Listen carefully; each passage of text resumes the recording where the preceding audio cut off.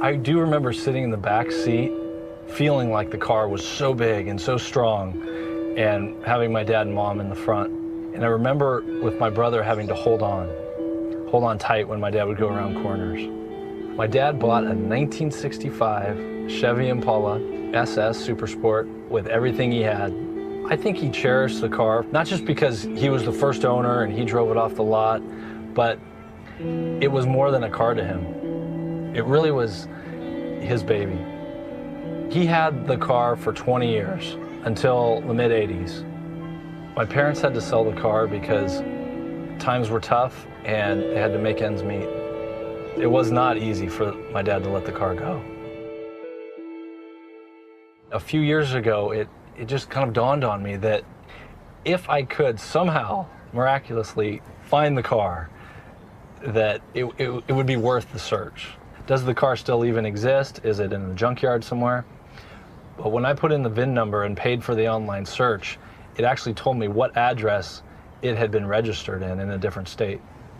We heard nothing back from the owner. No response. We sent 2 letters with no response. After Arizona, it went to Pennsylvania. It was in New York. I was 2 steps behind the car on each of my searches. The possibility of finding the car was renewed when the owner in Maine got back to us. But then he said, "You just missed the car." A group of Canadians came down, loaded it on a flatbed, and drove it to Canada. At that moment, I figured the car was gone forever.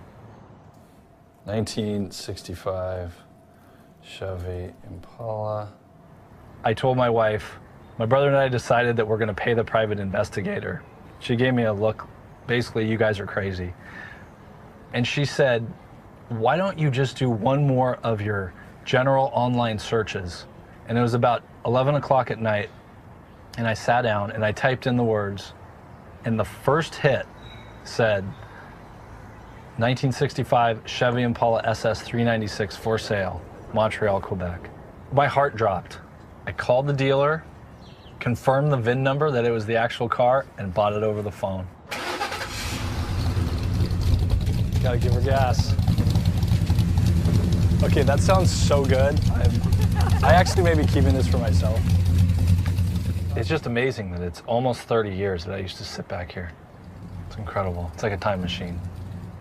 So now that we have the car, we've been planning to give it to my dad as a surprise.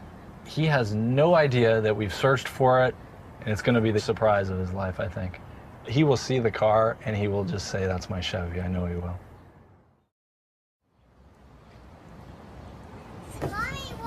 I'm watching. Go ahead.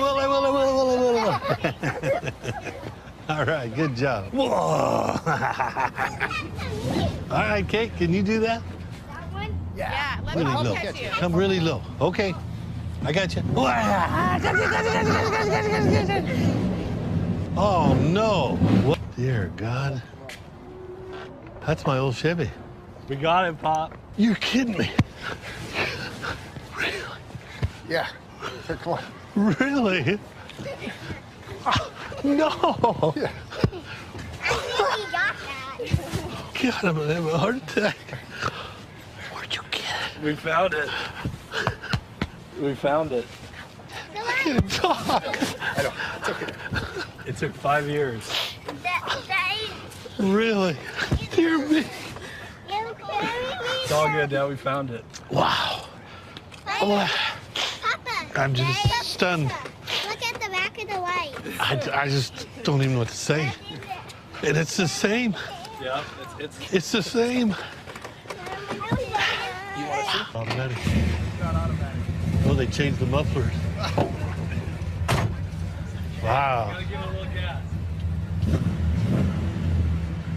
Wow, gee, I can't even believe this is for real.